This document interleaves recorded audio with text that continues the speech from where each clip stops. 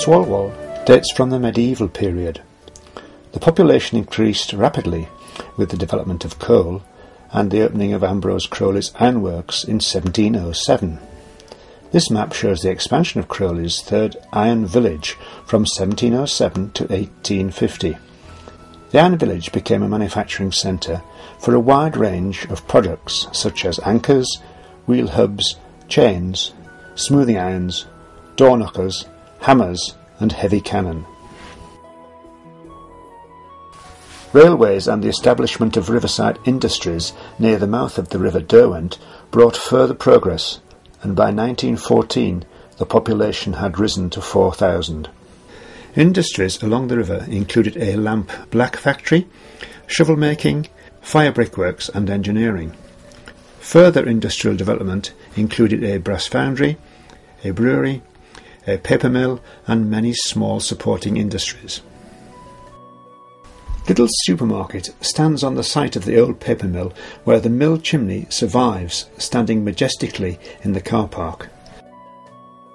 Young people out at play used the chimney as a reference point. As long as they kept within the sight of the chimney, they knew they were not out of bounds. At the mouth of the Derwent were coal staiths and the large delta works of Rain and Company. Much new housing was built from the late 1800s, and many small shops, together with the cooperative stores, provided most shopping needs. By the mid-20th century, industry was in decline. Axwell Colliery closed in 1954, and Swalwell Rail passenger service closed in 1953 after 86 years. But Swalwell still retains some light industry and several small businesses, but the area is mainly residential. The construction of both the Western Bypass and the Metro Centre has resulted in the destruction of many parts of Old Swalwell.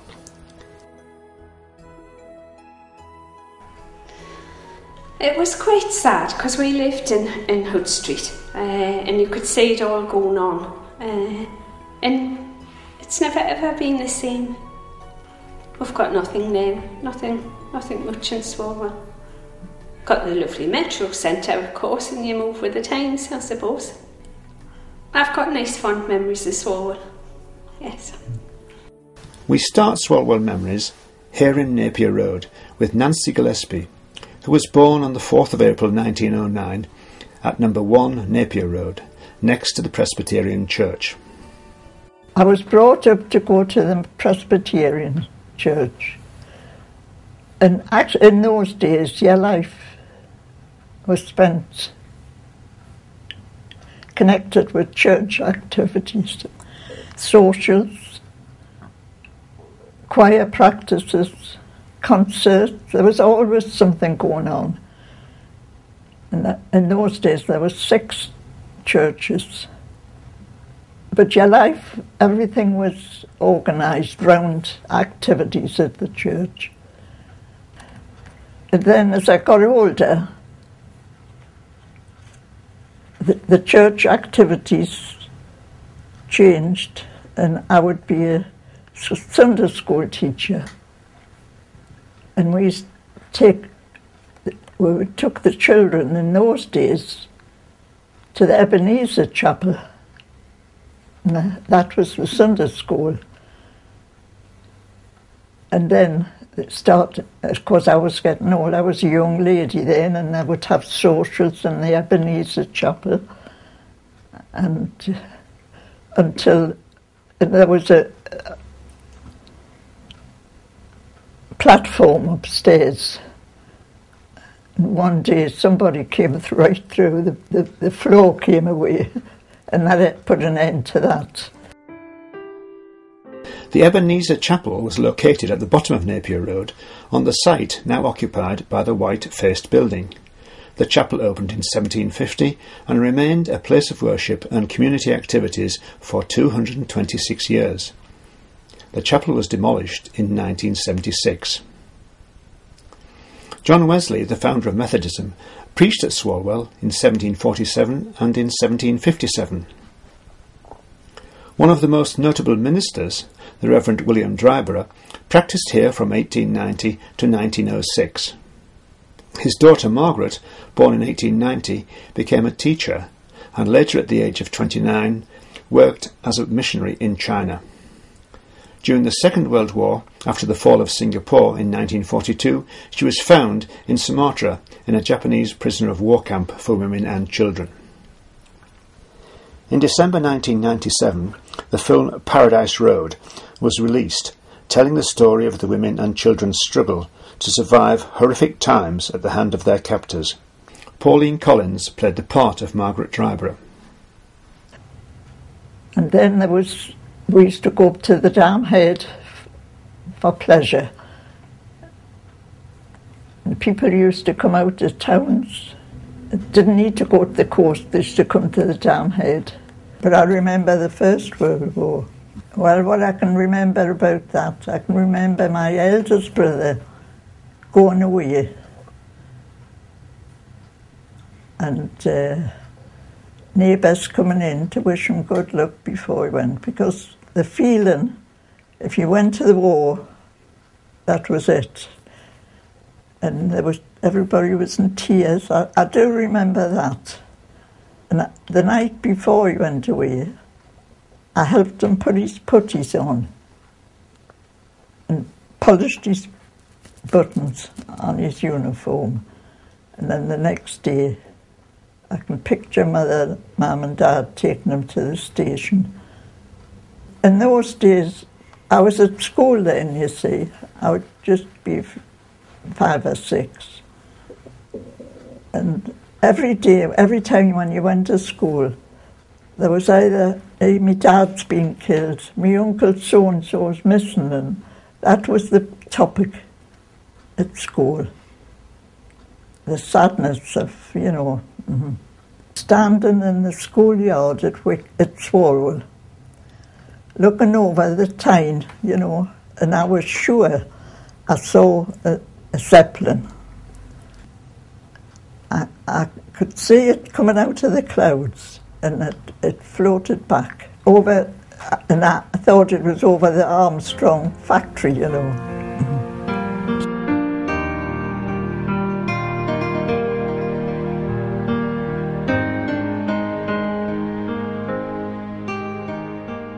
Well, one day she said to me, I've heard they're expecting something coming in at the store.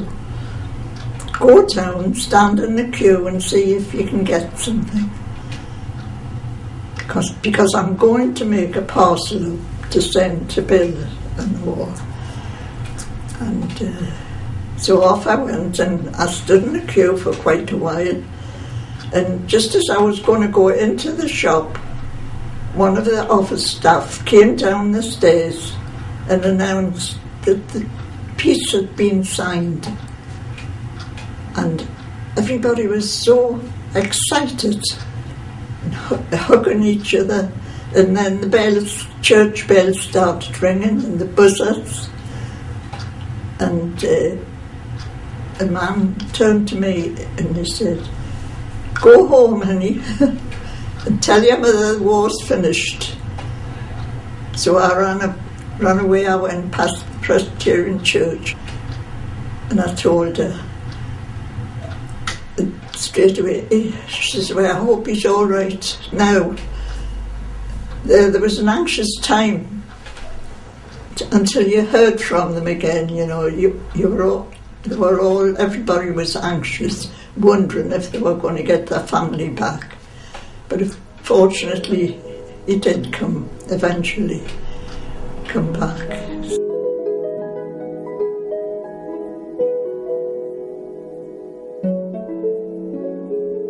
You can see the old chimney pot in the centre of Swalwell village.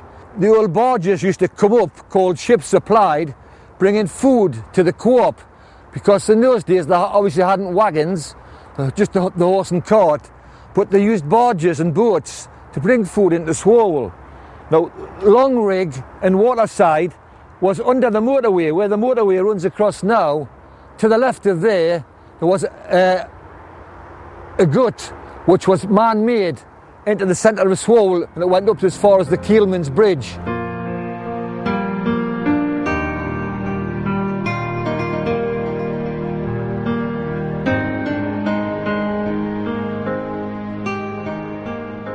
The village's main shopping services were provided by the Cooperative Society.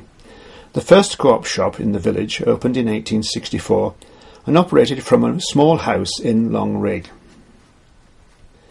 In 1890, Swalwell District Industrial and Providence Society opened a new built store on Market Lane.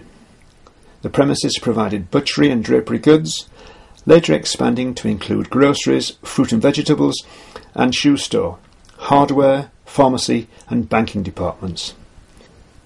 The co-op provided most of the village's household needs and was generally referred to as the store.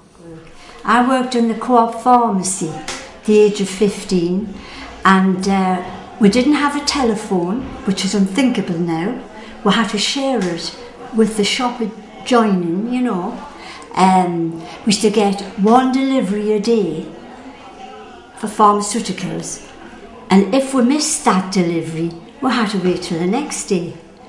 But an odd time there was an urgent thing was needed, so we would just ring Mawson and Proctor, etc. They would send someone down to the bus station in town, put it on the bus. I would go up to the local bus stand, and the conductor or conductress would give me the parcel. Now, I mean, things like that are unheard of now, but that's the sort of thing that went on.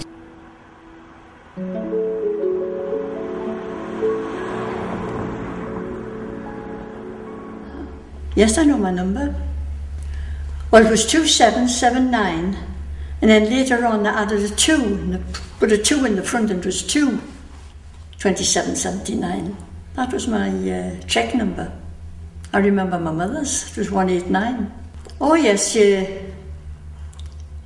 had to go up into, what did they call it? You went up on the opposite side of the co-op, you went up the stairs, and that's where you got your dividend.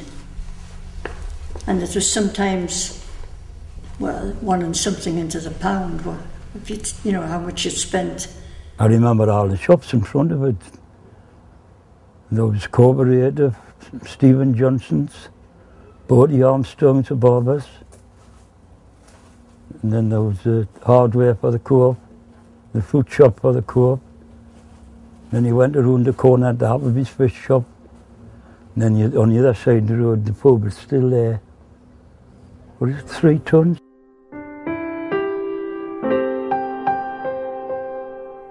J.W. Ellis, a local engineering company, was originally engaged in handling scrap metal. They eventually developed into a very successful steel fabrication company, providing employment for many local people.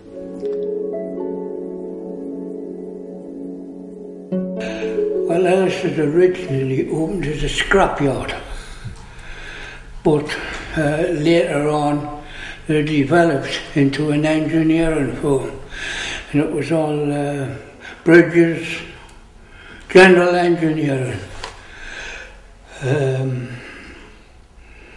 They did a lot of work for the mining industry. For Hugh was on the chain estate. They did a lot of work for the airport, Newcastle Airport.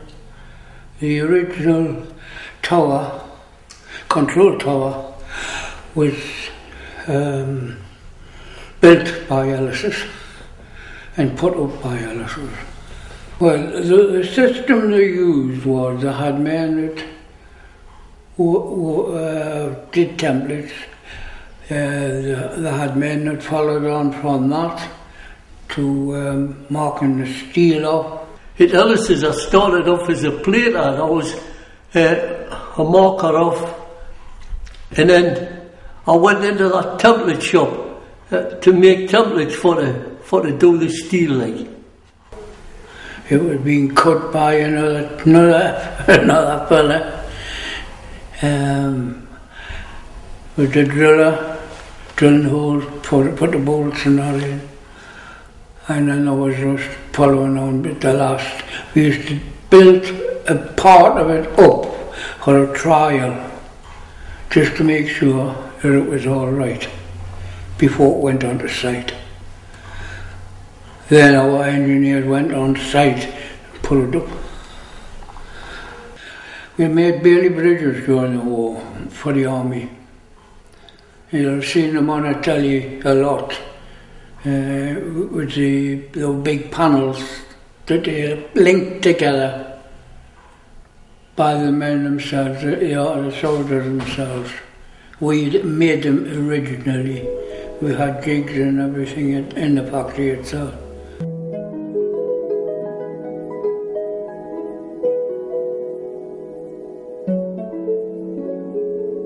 The earliest memories is of holiday Mondays at the Dam Head.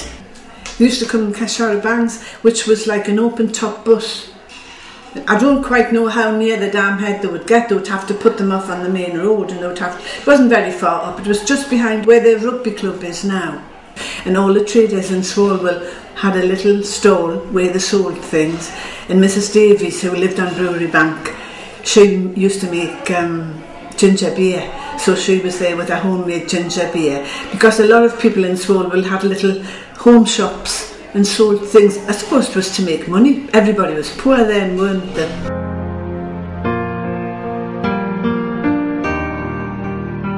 Nurse Henderson was the first appointed midwife in Swalwell. She started in 1922 and during her 30 years at Swalwell delivered 2,290 children, an average of more than one per week. Marion Aidan, Nurse Henderson's granddaughter, takes up the story. After my gran got married in 1912 down in Tranmere. So anyway, she went to train to be a midwife. She started in 1922 here, and she was here in, 1952. So that's 30 years. In all, she delivered 2,290 children, babies. There was 1,184 male and 1,106 female. 22 sets of twins, one set of triplets. But the triplets all survived. And when the triplets survived, the whole of Swalwell took blankets and things to Mrs Johnson, who was the Johnson triplets, the one known as the Johnson triplets. And of course she didn't have 3 little cots, Mrs Johnson, so they had them in drawers. They had them in drawers near the fire to keep warm. And apparently Mr Johnson fainted.